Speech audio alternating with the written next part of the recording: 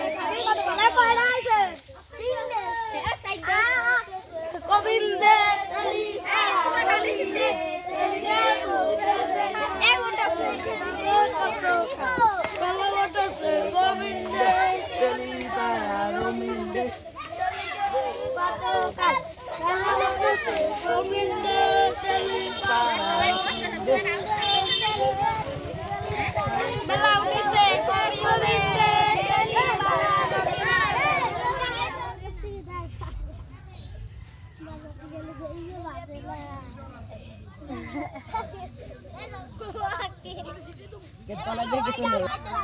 Gua antar ke sini.